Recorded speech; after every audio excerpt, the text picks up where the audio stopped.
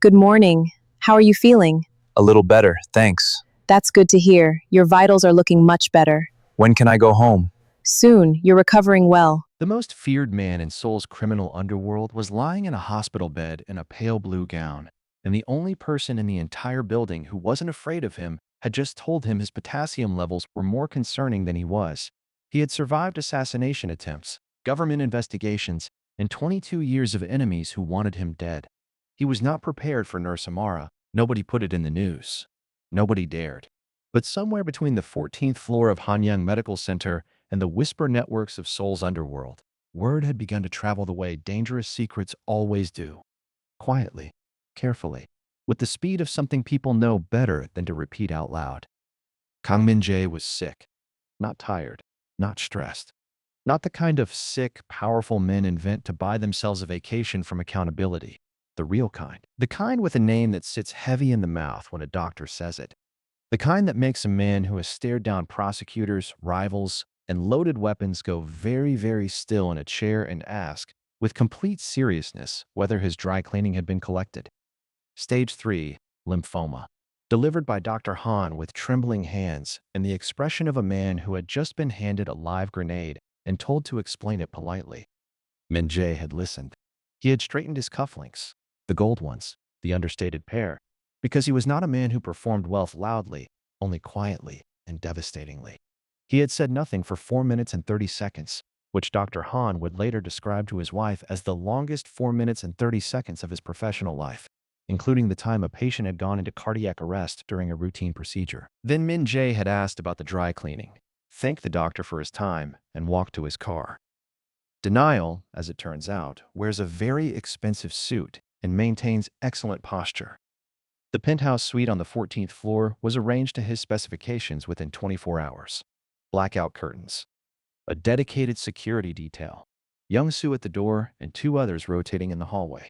Because Kang Min-jae did not stop being Kang Min-jae simply because his white blood cells had staged a mutiny, a refrigerator stocked with Korean pear juice, which he did not drink, because drinking it would have meant accepting that he was the kind of man who needed to stay hydrated carefully, and he was not ready to be that man yet.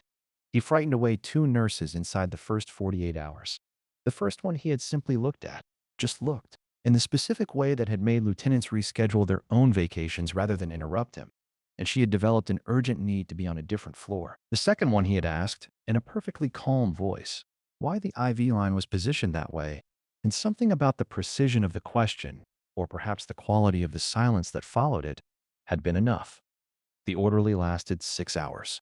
The hospital chaplain, God bless him, had knocked on the wrong door at the wrong moment and had found religion again, immediately, in the direction of the stairwell.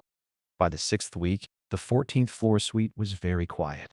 Min-jae lay awake at 3 in the morning, because sleep had also apparently decided to renegotiate its arrangement with him, and stared at the ceiling and did something he had not done in 22 years of running the Joko syndicate.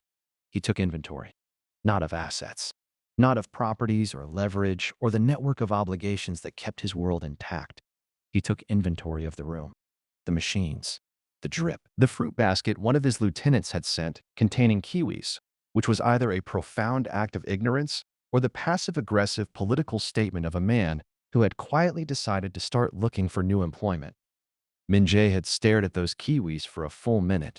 He had personally funded that man's son's university education abroad. He had attended the graduation dinner. He had given a toast. Kiwis. The visits had shortened.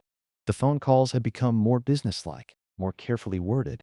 The specific grammar of men who were making plans around a variable they had begun, privately, to treat as resolved. He recognized it because he had spoken that grammar himself, many times, about other men.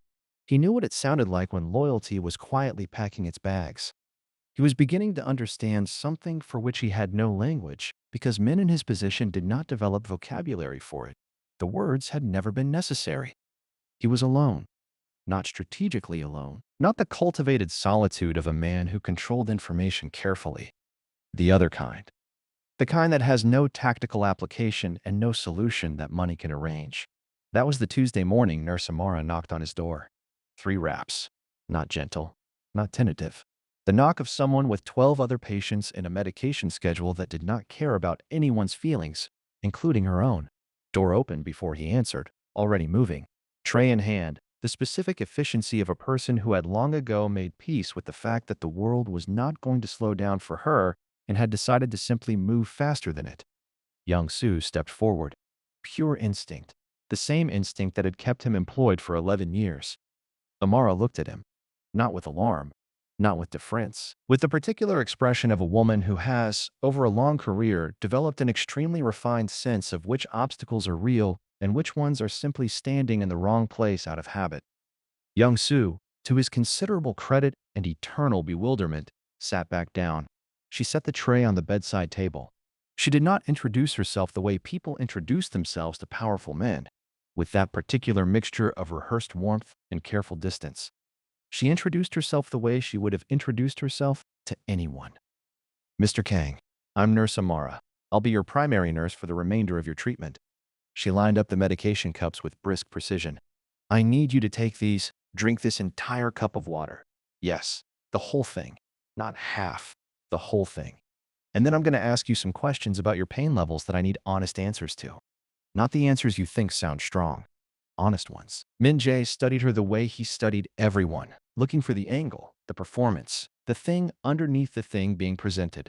He found nothing except a woman doing her job with the focused competence of someone who was very good at it and knew it and didn't require his acknowledgement of that fact to continue. You're not afraid of me, he said. It came out almost like an accusation, mostly because he meant it as one. Amara glanced up briefly from noting his chart. I work a 12-hour shift in oncology, Mr. Kang. I'm afraid of very few things, and you are not on the list. A pause. She looked back at the chart. Your potassium levels, however, are… Something moved in his chest. Not the cancer. Something older than the cancer, and considerably more inconvenient. He drank the entire cup of water. The men who abandoned him when he was sick, the ones who sent fruit baskets and shortened their calls and quietly began rewriting their loyalties. They believed power was something you held in your hands. Amara was about to show Kang Min-jae it was something that lived somewhere else entirely.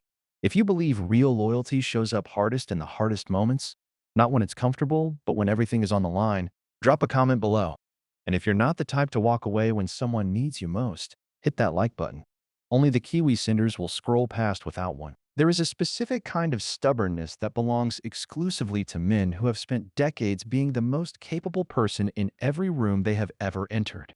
It is not ordinary stubbornness. Ordinary stubbornness can be argued with, reasoned through, worn down by patience or circumstance. This kind is architectural. It is load-bearing. Remove it, and the whole structure of the man collapses, which is precisely why he cannot afford to let anyone near enough to try. Kang Min-jae was the most stubbornly, comprehensively, exhaustingly uncooperative patient Nurse Amara had encountered in 9 years of oncology nursing, and she had once cared for a 74-year-old retired general who had attempted to discharge himself via the window on the 3rd floor because he disagreed with the hospital's policy on outside food. Min-jae was worse. Not dramatically worse. He never raised his voice. He never issued direct threats. He simply applied to the business of being a patient the same methodology he had applied to running a criminal empire for 2 decades. Total strategic resistance wrapped in impeccable manners. He questioned every medication. Not rudely. Precisely. With the specific detailed follow-up questions of a man who had read the drug literature, which he had, because Young Soo had procured him a medical database subscription within 48 hours of admission, because of course he had. This one interacts with the previous infusion compound, he said on the 3rd morning, holding up a small white tablet between 2 fingers like a piece of evidence. It does, Amara said, not breaking stride, filling in his chart. Which is why the timing between them is 4 hours instead of 2, which I already accounted for. A pause. You already knew. I'm your nurse, Mr. Kang. Knowing is the job. He put the tablet in his mouth, drank the water without being told. She noted this as a minor but meaningful victory and said nothing about it, because announcing small victories to men like him was the fastest way to make them stop happening. The nausea came on Thursday. The real kind. The deep, relentless, dignity-stripping nausea that chemotherapy delivers like an invoice for continuing to exist. Min-jae said nothing. He sat in the bed with his jaw set and his hands flat on his knees, in the posture of a man who was going to outlast this through sheer force of personal policy. Amara pulled a chair to the side of his bed, sat down, and handed him a cold cloth without commentary. He looked at the cloth. He looked at her. "You don't have to stay," he said. His voice was carefully controlled in the specific way voices get when controlling them requires significant effort. "I have 12 minutes before my next patient," she said, which was true, and also not the whole truth, and she suspected he was intelligent enough to know the difference. She stayed anyway. She had looked at him. Really looked. The way years of oncology nursing trained you to look past the performance to the person underneath it, and seen a man who had forgotten, or perhaps never learned, that it was permissible to need assistance. She did not make it sentimental. She did not offer comfort in the soft, cushioned way that she knew men like him reflexively rejected. She simply stayed, practically, matter-of-factly, as though sitting beside someone during the worst part of their day was an administrative task she was completing efficiently. It was the most comfort she could have possibly offered him, precisely because it did not look like comfort. He did not thank her. She did not expect him to. But when the 12 minutes ended and she stood to leave, he said quietly, without looking at her, "The cloth helped. Cold temperature reduces the nausea reflex," she said, moving toward the door. "Basic physiology." "I know why it works," he said. "I said it helped." She paused in the doorway just long enough to note it, then continued down the hall. Behind her, she heard, very faintly, what might have been the beginning of a sound she had not yet heard from him. Something that might, in different company, have been called a laugh. She filed it away. The crossword book appeared on the 4th week. She left it on his tray table between his morning medications. No note, no explanation. The way you might leave something for a person without making a production of the leaving. It was a medium difficulty collection. Not insulting, not indulgent. She had picked it based on nothing except instinct, which was informed by 4 weeks of careful observation, which told her that Kang Min-jae's mind, left unoccupied, turned inward in ways that were not serving his recovery. He did not acknowledge it. She found it open on the bed the following morning. 12 clues completed, the handwriting small and exact. She noted that he had corrected one answer, erased it cleanly, and rewritten it, which meant he had done it in pen, noticed the error, and dealt with it without tearing the page or abandoning the book, which told her something precise and useful about his character. By the end of the 2nd week, he had completed 22 puzzles. By the end of the month, 43. He never mentioned the book. She never asked about it. This was, without either of them identifying it as such, the first language they developed between them. The language of things acknowledged without being spoken, the particular dialect of two people who had both, for different reasons, learned to communicate around the edges of what they actually meant. The conversation about her grandmother happened on a rainy Wednesday afternoon in the 7th week, when the treatment had hit a difficult plateau, and the doctors were adjusting the protocol, and Min-jae had spent the morning with an expression that Young-soo, from his post at the door, would later describe to his wife as the face he makes before something very bad happens to someone. Except there was no one to happen to. There was only the rain and the machines and the particular helplessness of waiting. Amara came in for the afternoon check and found him at the window. Standing, which his body was not enthusiastic about, but standing, looking at Seoul below, his city, the one he had shaped and moved through for 22 years like weather, with the expression of a man who was not entirely sure it still belonged to him. She completed the check. She could have left. "My grandmother had something different," she said instead, reading the monitor without looking at him. "Different kind. Different treatment. 8 years ago." A pause. Doctors told her family to prepare. He turned slightly. "Not all the way." "Enough. She's 71 now," Amara continued, noting his chart with the same tone she used for everything. Steady, undecorated, real. "Last month she beat my uncle at cards and didn't let him forget it for a week." She capped the pen. "The body is more stubborn than people give it credit for, Mr. Kang, especially when it has a reason." He was quiet for a long moment. "What was her reason?" he asked. Amara picked up the tray. She said she hadn't finished being inconvenient yet. She moved toward the door. "I found that very relatable." This time, Min-jae did laugh. Briefly. Quietly. The rusty, unpracticed sound of something being used for the first time in a long while. Amara did not turn around, but in the hallway alone, she allowed herself a small, private smile. The kind that had nothing to do with professional satisfaction and everything to do with the particular feeling of watching a person remember, against all odds, that they are still alive.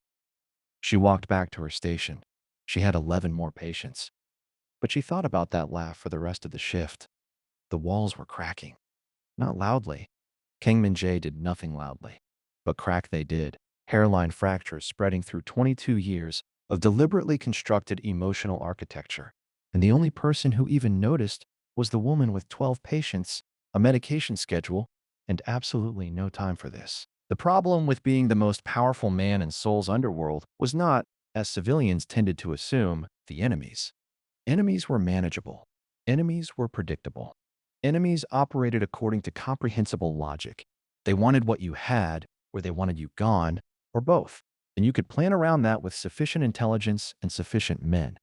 No, the problem with power was the people immediately beneath it. The ones close enough to see the throne clearly. The ones who had spent years learning exactly how it worked, which meant they also knew exactly how to take it. Kang Min-jae had understood this since he was 26 years old. It was why he had structured the Joko syndicate the way he had. Information siloed, authority distributed carefully. No single lieutenant knowing enough to operate the whole machine without him. It was elegant architecture. It had worked for 22 years. It had also, he was now learning, a critical design flaw. It required him to be present.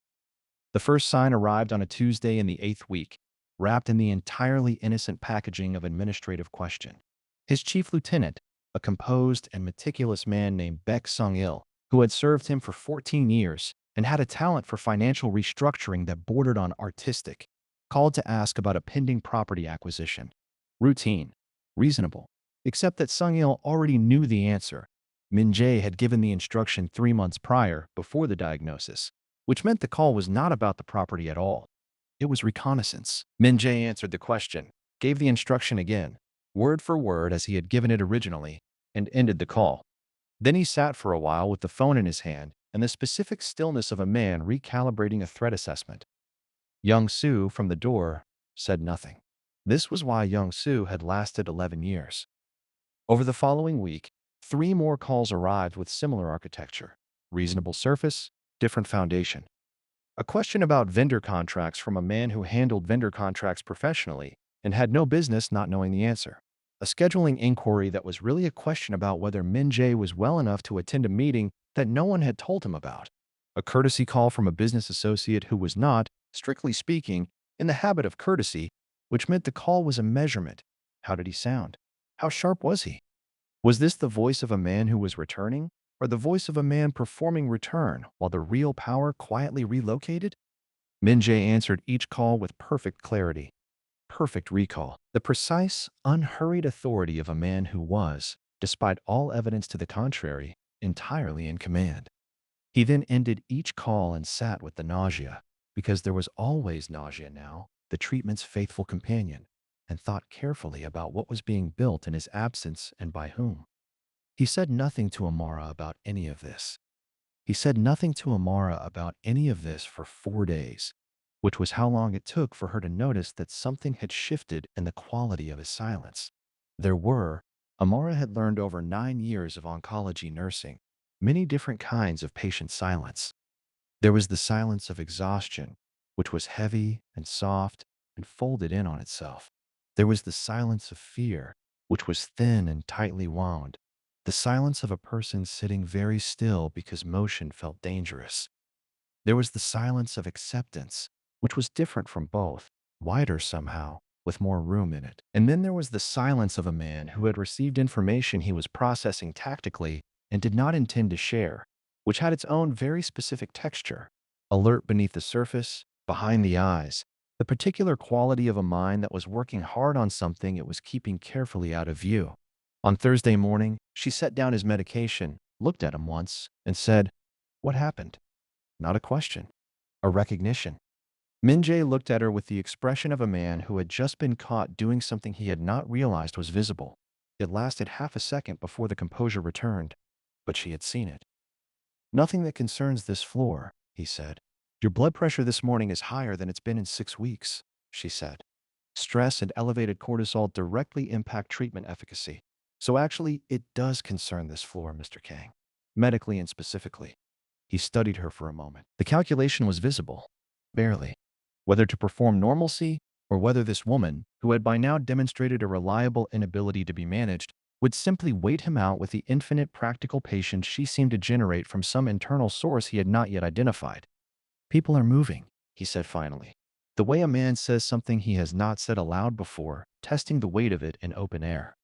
In my absence, rearranging. Your organization. My organization. Amara nodded slowly. She did not offer sympathy, which he would have rejected. She did not offer advice, which would have been absurd. She said, "Is there anything you can do about it from here right now, today?" He considered this with genuine seriousness. Some things. Then do those things, she said. And the rest.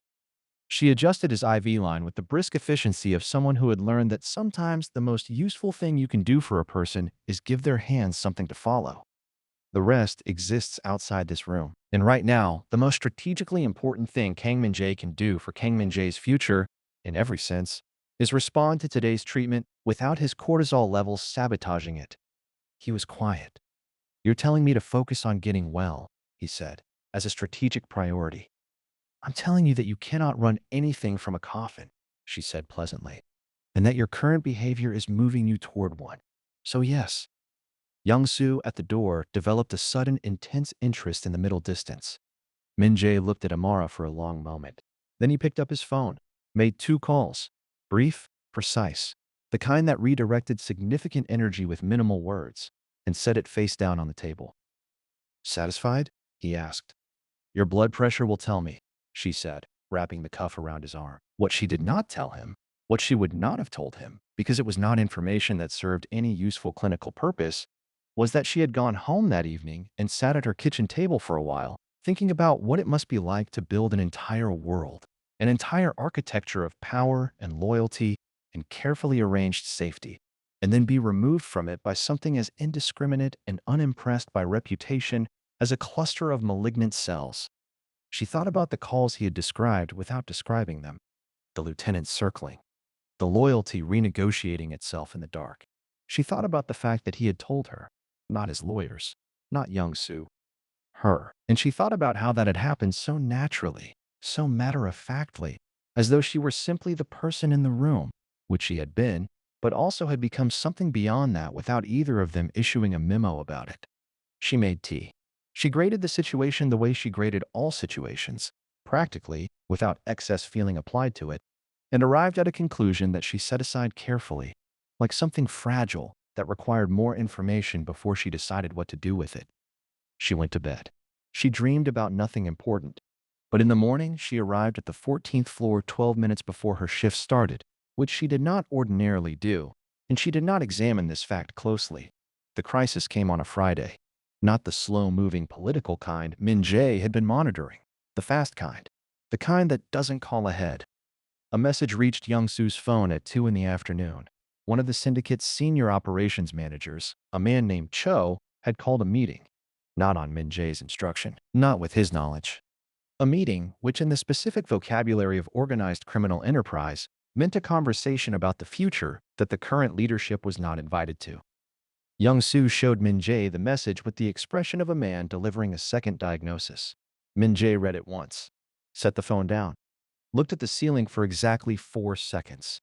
Then he picked the phone back up and made a call that lasted 90 seconds, during which he spoke quietly and without visible emotion. And whatever he said was enough. Because by evening, 3 people in the Joko Syndicate's senior structure had received instructions that reminded them, with great courtesy and absolute clarity, that Kang Min-jae was not dead yet and had a documented history of excellent memory. The meeting was canceled. Amara heard none of this. She was on the other end of the floor with another patient. But when she came in for the evening check, she looked at him once and saw something she had not seen before on his face.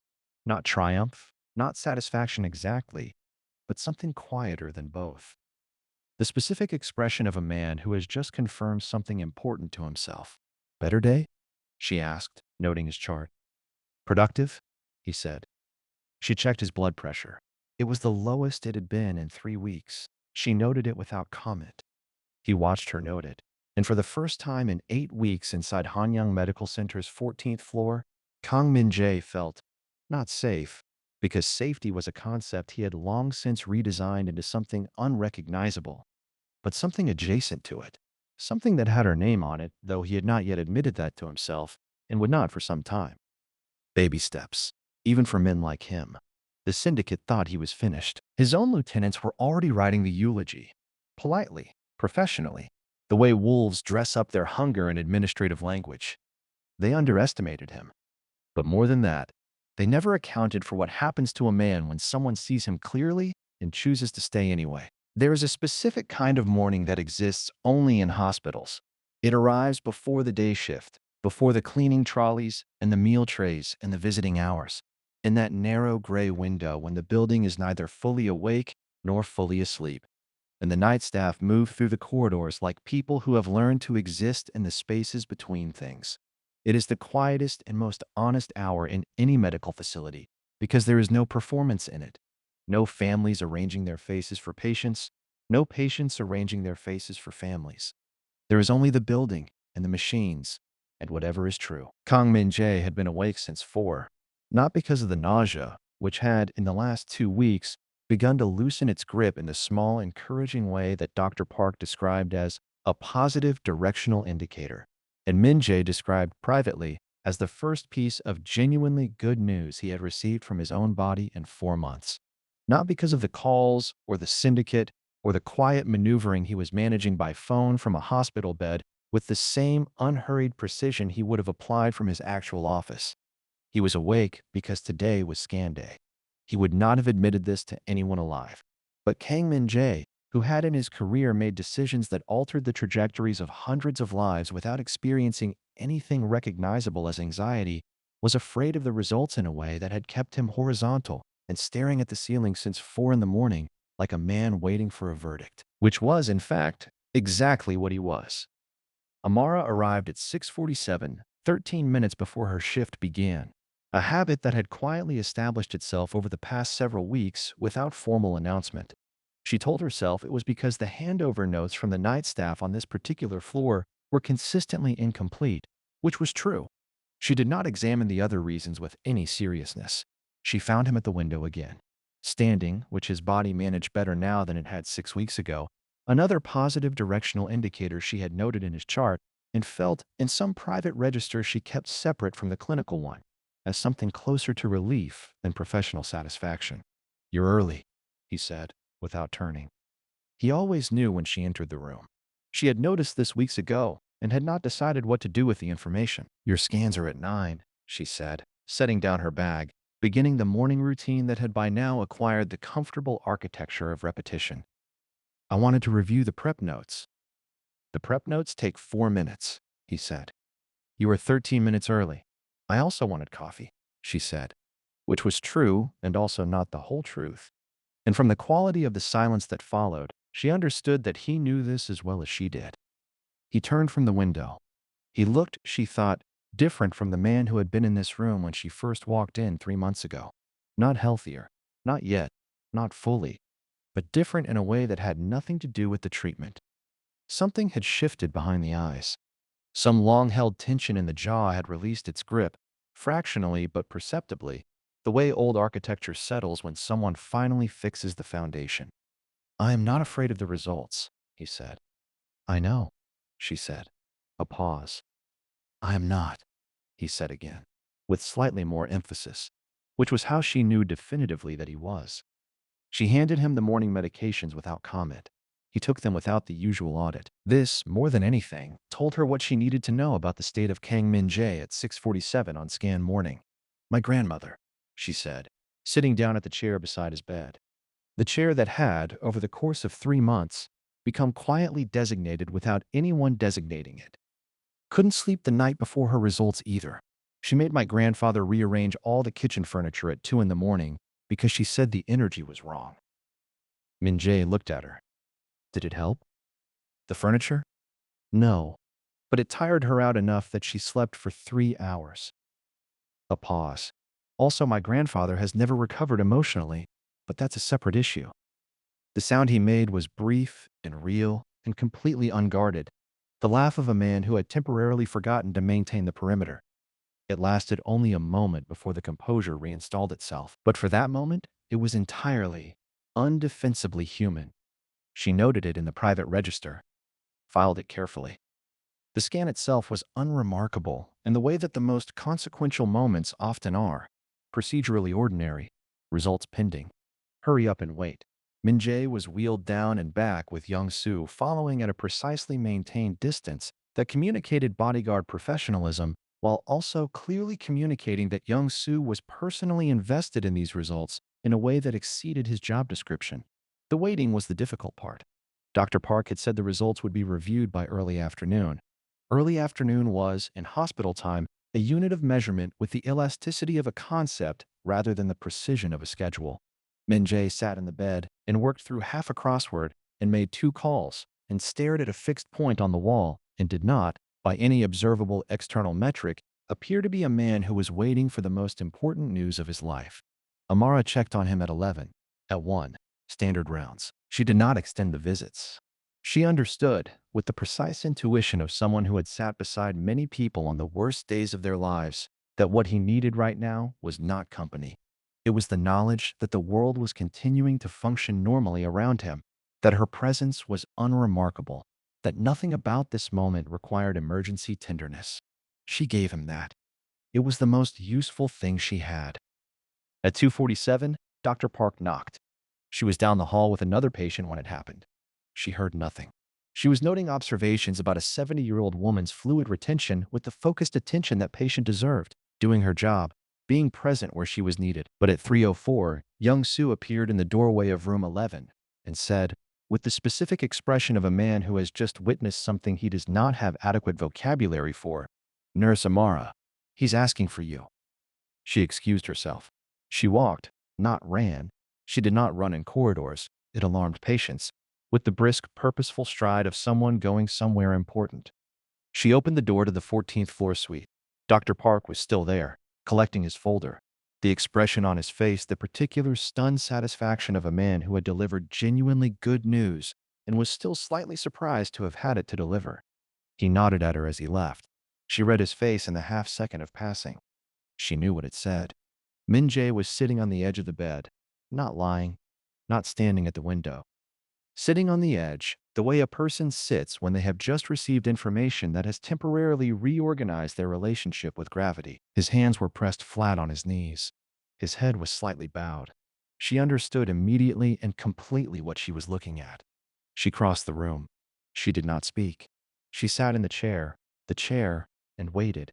Because this was one of those moments that did not require words from her and would be diminished by them. After a long moment, he looked up. His eyes were wet. He did not attempt to conceal this, which she understood was the most significant thing that had happened in this room in 4 months. More significant than any scan result. More significant than any treatment milestone.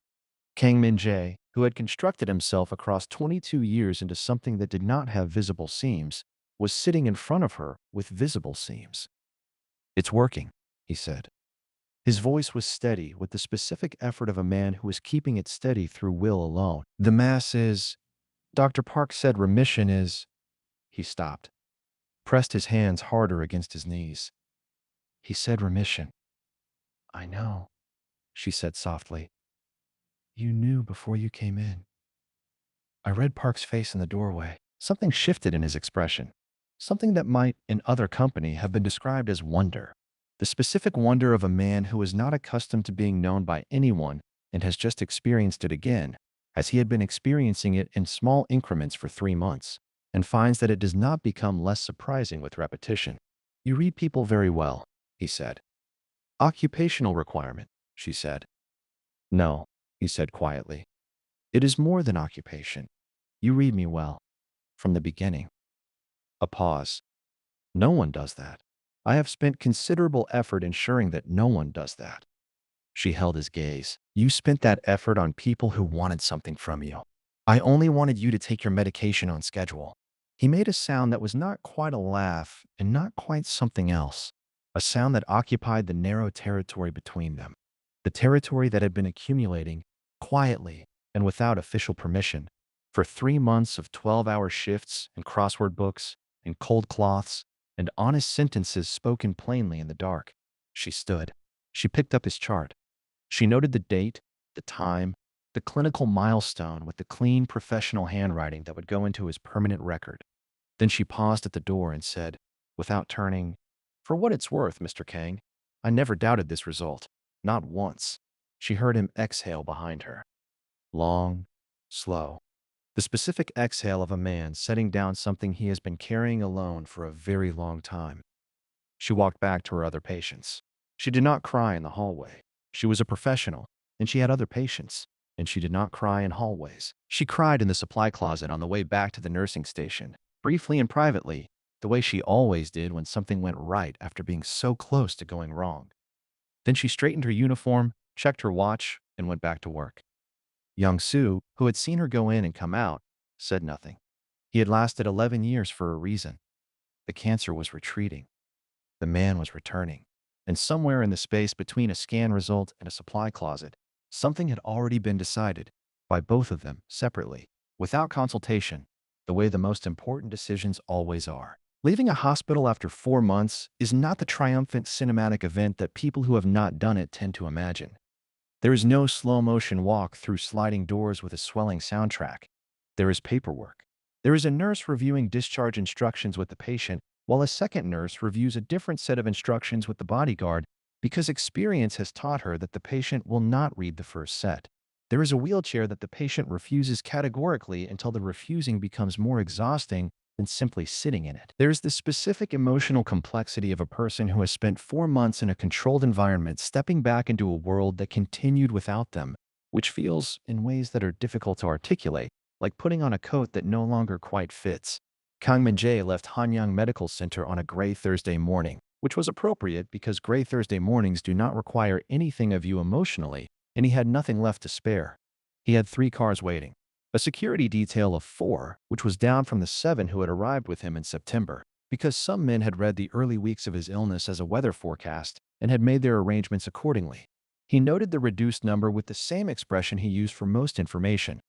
Still, observant, filing it precisely where it belonged for future reference. 3 cars. 4 men. Young-soo at the front, solid and reliable as structural steel.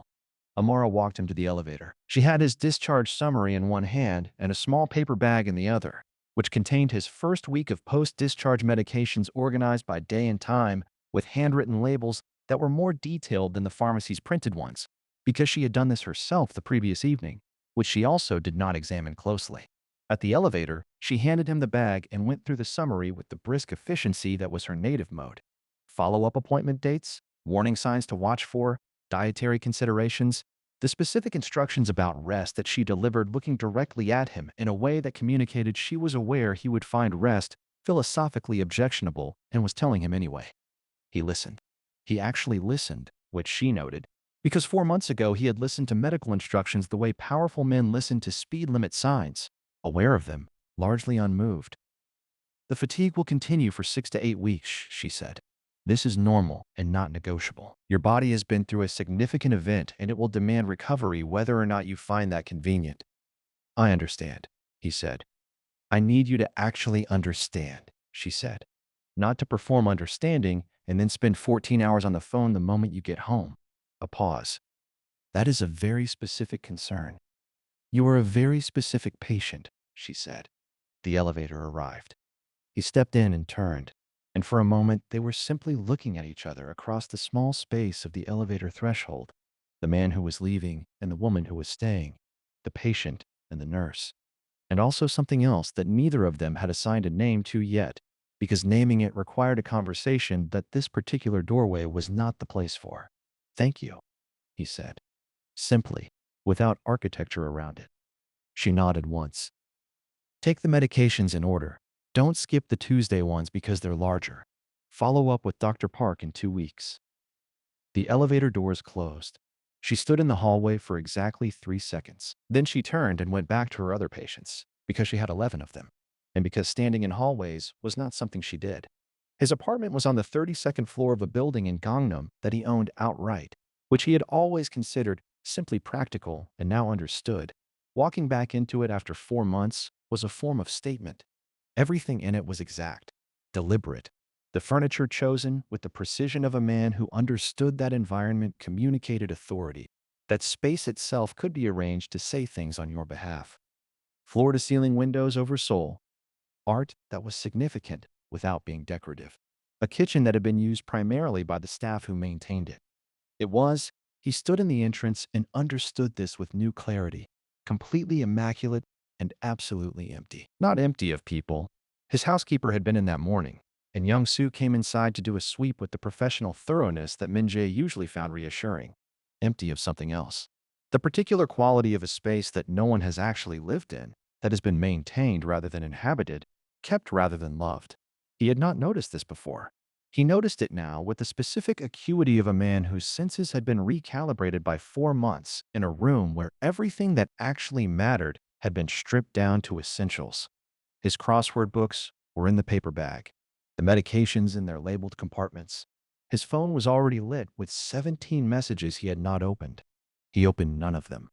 He stood at the window and looked at Seoul the way he had looked at it from the hospital, his city, his structures, and felt for the first time the full weight of what 4 months had actually cost him. Not the syndicate rearrangements, which he had managed and would continue to manage. Not the physical recovery, which was ongoing and uncomfortable and non-negotiable. Something more personal than either of those. The specific cost of spending 4 months in a room where someone had seen him with absolute clarity.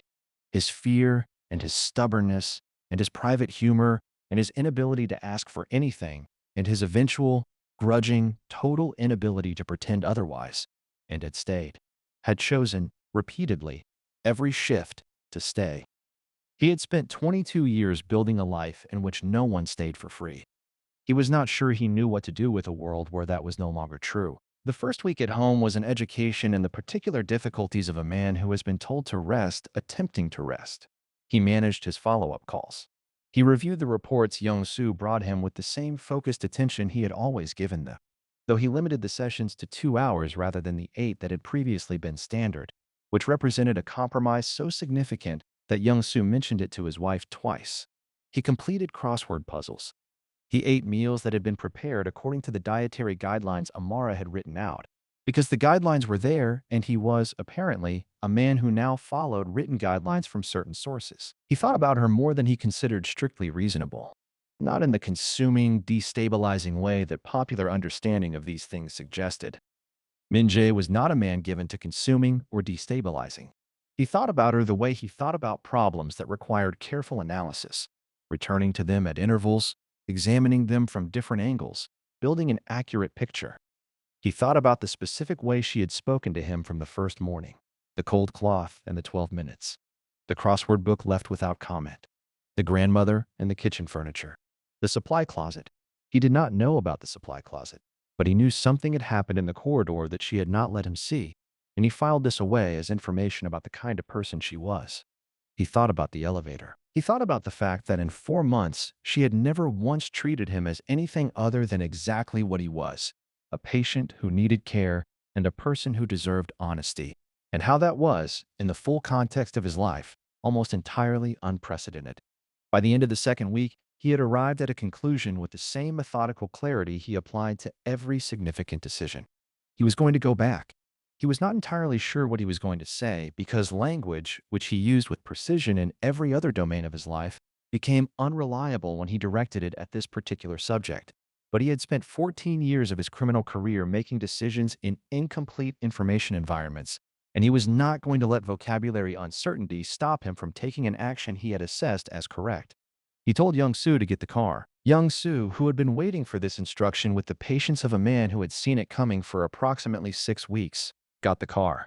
The flowers were from a florist in Cheongdam-dong that had supplied arrangements for 3 of his hotel lobbies and knew, therefore, that he did not purchase anything ordinary. What arrived was a substantial arrangement of white peonies, not red, because red was a declaration, and he was not yet certain he had earned the right to declarations, wrapped without fuss, the way things are wrapped when the quality speaks without assistance. He carried them himself. He did not give them to Young Soo to carry. This felt important in a way he did not analyze. The 14th floor of Hanyang Medical Center smelled exactly as it always had, industrial cleaner and something beneath it. the persistent ambient truth of a place where people fought serious battles in ordinary rooms. He had spent 4 months finding this smell oppressive. He found, walking back into it, that it was simply familiar. The familiarity of a place where something real had happened. The nurse at the station looked up and recognized him, which, in a hospital corridor, produced a specific expression that was half professional neutrality and half the particular alertness of someone trying to remember if they were supposed to call anyone. "I'm here to see Nurse Amara," he said. "I'm a former patient. I have no appointment." A pause. "I have flowers." The nurse, who was 26 and had heard approximately everything in her time on this floor, found this particular combination of information, the man, the flowers, the entirely unself-conscious seriousness with which he delivered it, to be completely disarming. She told him Amara was finishing with a patient in room 9 and would be out shortly. He stood in the corridor and waited.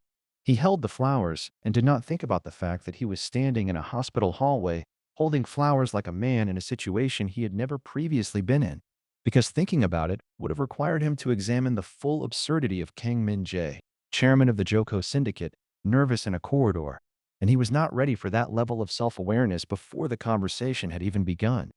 She came around the corner with the chart and stopped. She looked at him.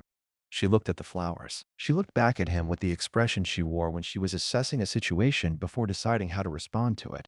The look he had come to know meant she was thinking clearly and quickly and would say exactly what she actually meant. "Mr. Kang," she said, "you look well." "I feel better than I look," he said. "The fatigue is still." He stopped. That was not what he had come to say. He tried again. "I wanted to thank you, properly, for—" He made a gesture that was intended to encompass 4 months of 12-hour shifts and cold cloths and crossword books and honest sentences and one unguarded laugh and a scan result and an elevator goodbye, which was too much for a gesture to carry, but he attempted it anyway.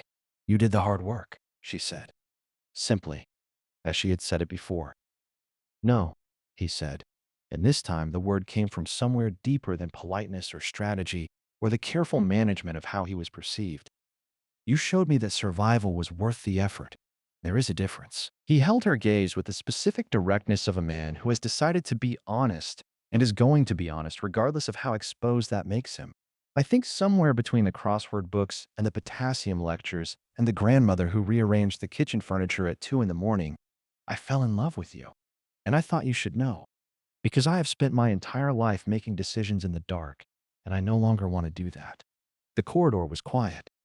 Amara looked at him for a long moment, the assessing look, the one that saw through performance to the actual thing underneath.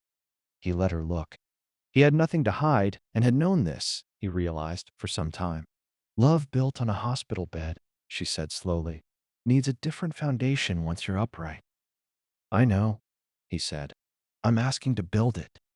She was quiet for 3 seconds that felt considerably longer. Then she looked at the flowers, which were, she noted, suffering slightly from the intensity with which he was holding them, the stems slightly compressed in his grip in a way that was so entirely human and unguarded that it made something shift quietly in her chest and back at him. "You can start," she said carefully, "by putting those flowers in water before you kill them." She turned back down the hallway toward the nursing station. Then, without turning back, "And Mr. Kang, I take my coffee without sugar, in case that becomes relevant." He stood in the corridor of Hanyang Medical Center holding slightly compressed white peonies, and something happened to his face that no amount of criminal authority could have produced, and no cancer had managed to extinguish. The unrehearsed, helpless, completely undignified smile of a man who has just received the most carefully worded yes of his life. Young-soo, waiting at the elevator, looked at the ceiling with profound professional focus. He had lasted 11 years for a reason. He came back with flowers and the truth. She answered with coffee orders and an open door. And somewhere between the peonies and the corridor, Kang Min-jae began the most difficult and important negotiation of his career. Not with rivals or prosecutors or rearranging lieutenants, but with his own history. There is a particular kind of meeting that happens in the upper levels of organized criminal enterprise that is never called a meeting. It is called a dinner, or a conversation, or, in the Joko Syndicate's preferred terminology, a gathering of concerned associates, which was the organizational equivalent of describing a firing squad as a farewell party. The language was always polite. The language was always precise. And the language always meant exactly the opposite of what it said, which was how everyone in the room knew it was serious. Baek Sung-il called one on a Wednesday. Min-jae received the invitation, framed naturally as a warm suggestion that the chairman might enjoy reconnecting with senior colleagues now that his health had so wonderfully improved, and read it twice. Then he set it down and looked at the window and thought about Amara, who had once told him that the most strategically important thing he could do for his future was stop letting other people's urgency dictate his calendar. He thought about this for approximately 30 seconds. Then he told Yang-soo to confirm his attendance. He was not going to avoid the room. He was going to walk into it and remind everyone in it exactly who they had been rearranging themselves around. But first, there was coffee. The cafe was in Insadong, small and unhurried. The kind of place that had survived 20 years of Seoul's relentless modernization by being entirely unbothered by it. Amara had suggested it, which surprised him slightly, because he had expected her to suggest something more convenient to the hospital or more neutral in atmosphere. Instead, she had texted. They had exchanged numbers, a transaction that had occurred with such practical matter-of-factness that he had found himself smiling at his phone like a person who had temporarily forgotten his reputation. The name and address, with a note that said, "Good coffee, no one will bother us. Parking is terrible, so don't bring the whole security detail." He had brought Young-soo and one other. This was, for Kang Min-jae, essentially arriving alone.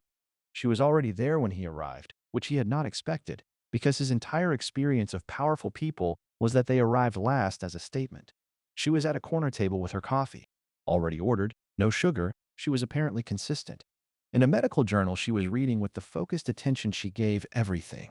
And she looked up when he came in with an expression that was simply glad to see him, uncomplicated and unperformed. And the simplicity of it hit him somewhere between the sternum and the throat, in a way he was becoming grudgingly accustomed to. He sat. He ordered coffee. He did not perform ease because he was not entirely at ease, and she would have noticed the performance immediately and found it less interesting than the truth. So he sat with the slight stiffness of a man who was doing something unfamiliar and was aware of it. And she looked at this and did not make it easy for him and did not make it difficult. She simply let it be what it was, which was a man and a woman having coffee in Insadong, figuring out what they were to each other now that the hospital room was no longer providing the structure. "How is the fatigue?" she asked. "Manageable," he said. "Better than last week." "Are you sleeping?" "More than I was. Less than I should." A pause. The crosswords help. She smiled at this, a real one, the kind that reached her eyes. And he had cataloged by now the precise difference between her professional warmth and her actual amusement. And this was the latter. "You've been doing them at night?" "At 3 in the morning, mostly, when the city is quiet." He looked at his coffee. "I find I have acquired an unexpected relationship with 3 in the morning.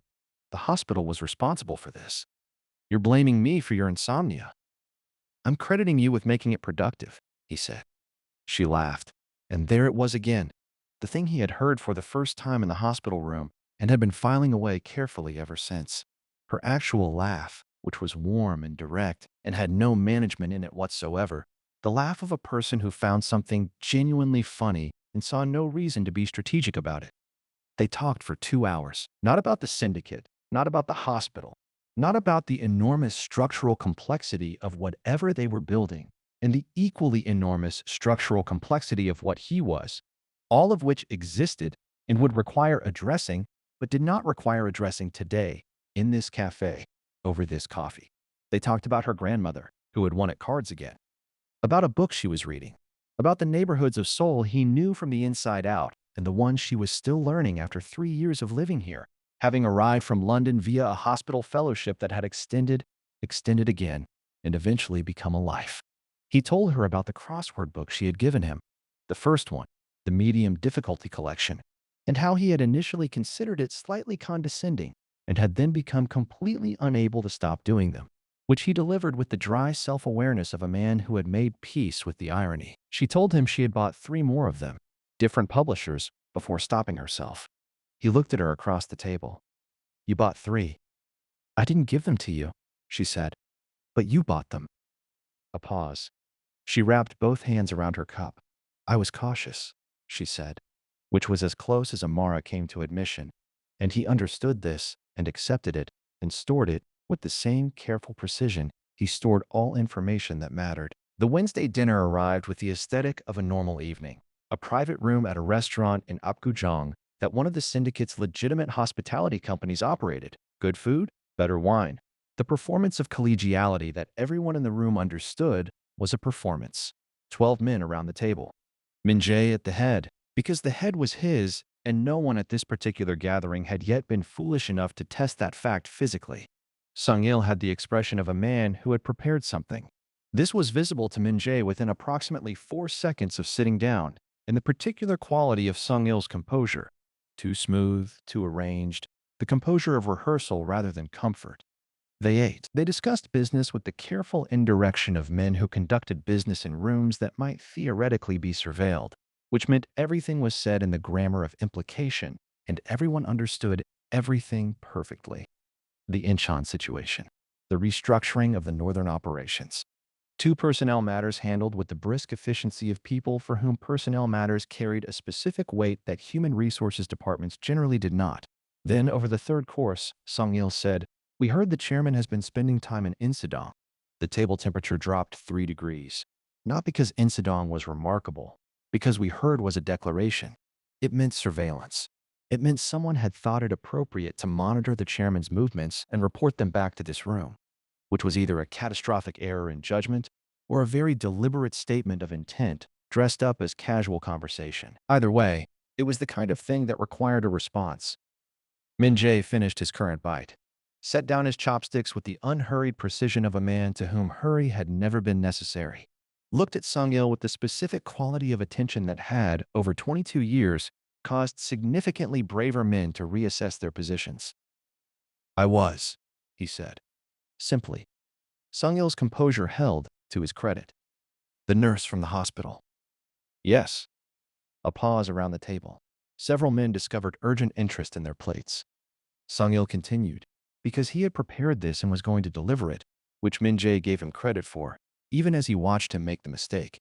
The associates feel that the chairman's current focus may represent a distraction during a period that requires clear leadership. A foreign nurse, no connection to our world, no understanding of what we... Sung-il, Min-jae said. Sung-il stopped. "You've been with me for 14 years, Min-jae said, in the quiet, even tone that had no performance in it and required none. In that time, have I ever made a decision about my personal life that was subject to associates' approval?" A pause. "No, Chairman." "Have I ever invited commentary on who I spend time with?" "No, Chairman."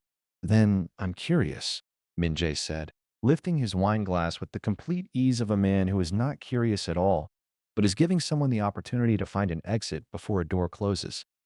"What has changed in the associates' understanding of how this organization operates that led them to believe that it changed?" The room was very quiet. Sung-il, to his credit, did not attempt to answer.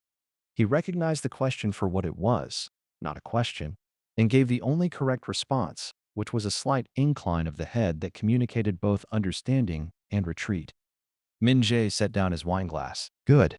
Now, the Incheon situation. Walk me through the revised numbers."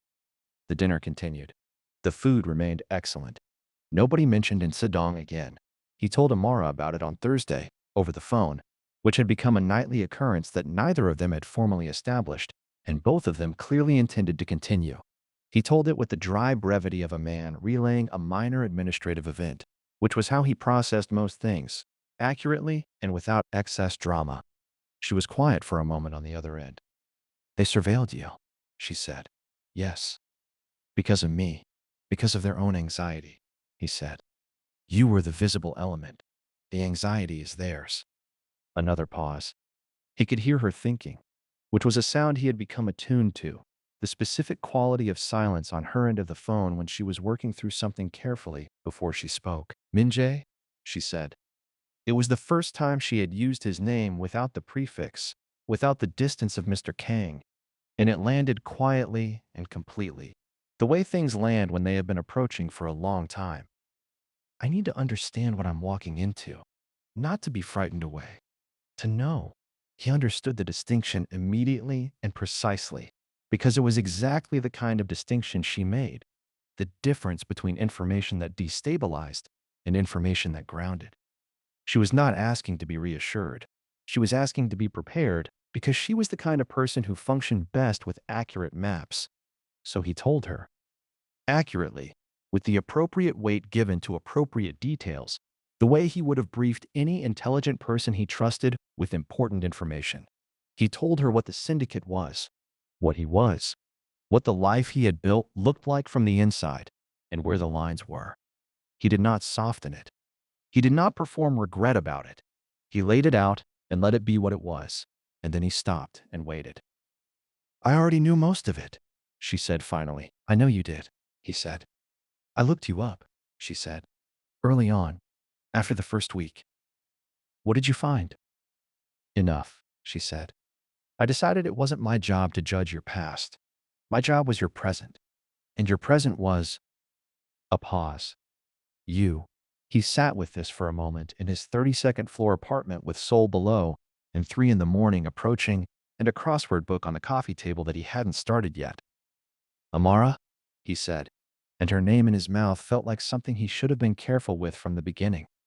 Yes, I am going to do something I have not done in 22 years, he said. I am going to build something differently. Not all at once, not without difficulty, but differently. A pause. I thought you should know that, since you asked to understand what you're walking into. The line was quiet for a moment. One step at a time, she said. One step at a time, he agreed. Outside, Seoul glittered across 32 floors of glass, entirely indifferent and completely his. And for the first time since he had stood at the window in a pale blue hospital gown, trying to remember whether the city still belonged to him, he felt entirely certain that it did, and that this was, for the first time, not the most interesting thing about his life. The syndicate had spoken. Min-jae had answered. And Amara, who had walked into a powerful man's hospital room with a medication tray and absolutely no interest in being impressed, had just become the most quietly significant person in his world. A fact that 12 men in an Apgujeong restaurant had tried and failed to change. If you believe a person's heart matters more than their past, and that real love is honest enough to walk in with eyes open, hit that like button right now. Because the people who stayed silent at that dinner table and let Sung-il speak, they're the same ones who sent kiwis. Don't be a kiwi sender. Subscribe, and let's finish this story together. There is a specific kind of mourning that belongs only to people who have survived something. Not the gray, cautious mourning of recovery, where every movement is still a negotiation between the body and its recent memory of crisis. The other kind, the mourning that arrives, without announcement, when you realize the negotiation is over, that the body has quietly, stubbornly, without making a production of it, decided to continue. It feels, this morning, less like waking up and more like arriving somewhere you weren't certain you'd reach. Kang Min-jae had that morning on a Saturday in late spring, 6 weeks after leaving Hanyang Medical Center, standing in his kitchen making coffee, actually making it, with his hands. Because Amara had mentioned once that she found it strange he had never learned, and he had filed this information and acted on it with the same methodical follow-through he applied to everything that mattered. The coffee was not excellent. It was recognizable as coffee, which was a start, which was, he was learning enough. Seoul was loud outside. Spring Seoul specifically, which had its own register, the particular urban noise of a city that had survived winter and was making its feelings known about it. He stood with the mediocre coffee and listened to it and felt, without drama, entirely glad to be alive. His phone lit up. Amara. A voice message, because she was finishing a night shift and her hands were occupied. He had learned her communication patterns the way he learned all important things, attentively and without making a show of it. The grandmother won at cards again. My uncle is considering therapy. Coffee update. I found a place in Mapo that does it better than in Sedong, which I realize is a significant claim. I'll send you the address. Also, good morning. He listened to it twice. He was not ashamed of this. The follow-up meeting with Dr. Park was at 10. Min-jae arrived with Young-soo, which was the minimum security presence he could justify without Young-soo making a specific expression that communicated professional concern, and sat in Dr. Park's office with the composed attention of a man who had learned, through considerable difficulty, to actually listen to medical information rather than filtering it through denial. The news was good, carefully good. Dr. Park was not a man who deployed optimism carelessly, but genuinely, specifically good. The remission was holding. The markers were moving in the correct direction. The recommended follow-up protocol would continue for 18 months, monitoring without active treatment. The careful watch of a system that had been through a battle and was being given the space to recover from it. Your lifestyle changes have been significant, Dr. Park said, reviewing the notes with the expression of a man who had expected to be fighting for compliance and had received something different. Sleep, nutrition, reduced stress indicators. Whatever you've been doing. He looked up briefly, the look of a physician who had heard things about his patient and was exercising professional discretion about which of them to acknowledge. Continue doing it. I intend to, Min-jae said. He stopped at the 14th floor on his way out. Not because Amara was there. She was finishing her night shift paperwork at the station. He had timed this approximately, though he would not have described it as timing. He stopped because the 14th floor was where something had started, and there was a version of this day that felt incomplete without acknowledging that. The corridor smelled the same. The machines made the same sounds. The particular quality of light through the end window was identical to the light he had looked at from the inside for 4 months, and seeing it from the outside was a sensation that had no clean word in any language he spoke.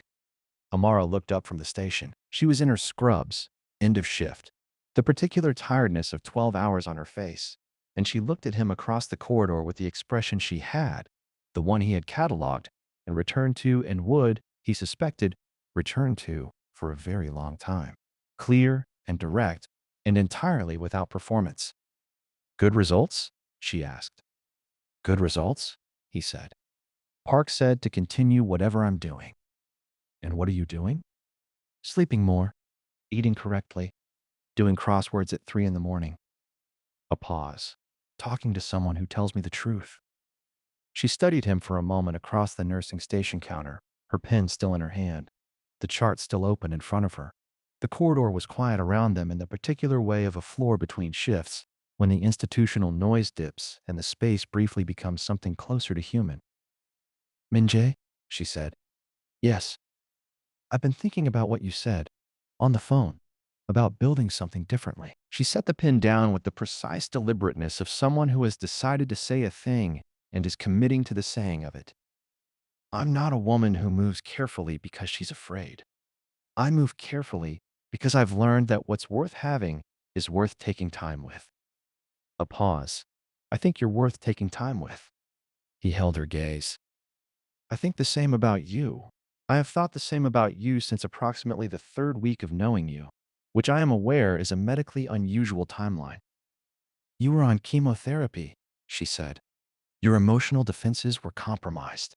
My emotional defenses, he said, were dismantled by a specific and deliberate campaign beginning with a cold cloth and a crossword book. The chemotherapy was incidental. She made a sound that was somewhere between a laugh and something warmer, and the warmth of it moved through the corridor and settled around them both, in the way that warmth does when it belongs somewhere. The lunch was her idea, not coffee. Lunch, which was a different category, a deliberate step from the transitional territory of Insadong into something with more intention in it. A restaurant in Yeonnam-dong that she had found 3 months into living in Seoul and had been returning to since. A small Korean-Ethiopian fusion place run by a woman who had, according to Amara, solved at least 4 culinary problems that no one had known existed. Min-jae had arrived with Young-soo and one other, and then, after a moment of assessment, told Young-soo to take a table on the other side of the restaurant. Young-soo looked at him with the expression of a man being asked to process something genuinely unprecedented. I'll be 20 meters away, Min-jae said. I can see the door. You can see me. This is sufficient. Young-soo went to his table with the posture of a man who was fine. Everything was fine. He was not personally moved by the fact that Kang Min-jae had just chosen to sit at a restaurant table with a sightline and no immediate backup for the first time in 11 years. The food was exceptional. Min-jae ate with the focused appreciation of a man who had spent 4 months on a restricted hospital diet and had reacquired his relationship with flavor with some enthusiasm. Amara told him about her family, her mother in London, the uncle who kept losing at cards, a younger sister who was studying medicine and who had, upon hearing about Min-jae, asked several very direct questions that Amara delivered with the dry amusement of someone who had survived them. He told her about the syndicate restructuring, not in operational detail, but in the broader terms of what he was changing and how, The slow, deliberate redistribution of certain activities, the redirection of certain resources, the difference between what the Joko Syndicate had been under fear and what he intended it to become under something else. Not a transformation. He was not naive about who he was or what he had built. An evolution. Meaningful, measurable, undertaken one step at a time. She listened the way she always listened. Completely, without interruption, filing accurately. "You're not dismantling it," she said. "No," he said. "I'm redirecting it. There's a difference." "I know the difference," she said. "I'm deciding how I feel about it." "That's fair," he said. "Take the time you need." She looked at him across the table. "You know what's strange? Tell me."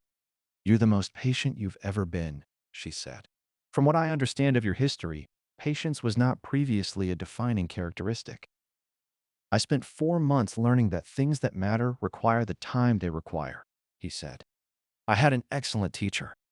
She pointed at him with her fork. "Don't do that." "Do what?" "Be charming while you're making a serious point. It's confusing." "I will endeavor," he said, entirely without endeavoring to be less charming. She shook her head, and the smile that followed was the real one. The one he had first heard as an unpracticed laugh in a hospital room and had been, without formal acknowledgement, organizing significant portions of his life around ever since. The day he brought her to meet his mother was 43 days after the Incidong coffee. He had not planned this with the strategic precision he brought to most significant events. He had mentioned in a phone conversation that his mother lived in Songbuk-dong in a house she had occupied for 30 years and refused to leave despite his numerous suggestions that she might prefer somewhere larger. And Amara had said she sounds like someone I'd like with the simple directness that characterized everything she said, and somehow, within the week, it was arranged. His mother, Jung Soon-hee, was 73 years old, had survived his father, the development of the Joko Syndicate, 3 government investigations, and 4 decades of people underestimating her. She received Amara in her sitting room with the particular Korean maternal composure that is warm and assessing in equal measure and misses absolutely nothing. She served tea. She asked Amara questions in the careful, thorough way of a woman who has one son and has opinions about who he spends his time with. Amara answered each one with the direct honesty that was her native mode. And Min-jae, who had been braced for a range of possible outcomes, sat very still and watched his mother's expression move over the course of 40 minutes, from assessment to something he recognized as approval, the specific, reserved, meaningful approval of a woman who did not give it lightly or often. At the door, as they left, his mother held Amara's hand for a moment and said, in Korean, which Amara was learning but not yet fluent in, he needed someone who wasn't afraid of him. He didn't know that until you. He translated this in the car. Amara was quiet for a moment. Your mother, she said, is very wise. She has been telling me this for 50 years, he said. I am only recently in a position to confirm it. The evening of the 3-month mark. 3 months since the elevator, since the corridor, since coffee and incidong. Min-jae arrived at Amara's apartment in Mapo with dinner from the Yeonnam-dong restaurant, which had become their restaurant in the specific way that places become possessive nouns in the vocabulary of 2 people who return to them together. He had cooked nothing, because honesty was foundational, and his coffee had only recently reached the level of recognizable, and inflicting further culinary attempts on a woman he loved seemed strategically unwise. She had said, I love you first, not dramatically, not with architecture around it. She had said it in the middle of a conversation about something else entirely. He had been telling her about a call with Young-soo, something mildly amusing about Young-soo's wife having opinions about the restaurant choices. And she had looked at him in the particular way and said, simply, I love you. I wanted to say it before you spent 6 more months figuring out how. He had been quiet for a moment. Then, I love you. I have loved you since the cold cloth and the potassium lecture, and I have been constructing the appropriate framework for saying so ever since. That is the most you thing you have ever said, she told him. I am a very consistent person, he said. What they built was not simple. It was never going to be simple. Not with what he was, not with what she had chosen to walk toward with open eyes and an accurate map.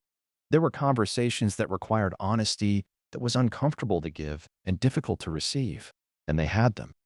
There were moments when the distance between his world and hers was visible and significant, and they sat with that rather than pretending it away. But there was also this. A man who had spent 22 years buying loyalty with fear, discovering for the first time what it felt like to be known completely and chosen anyway.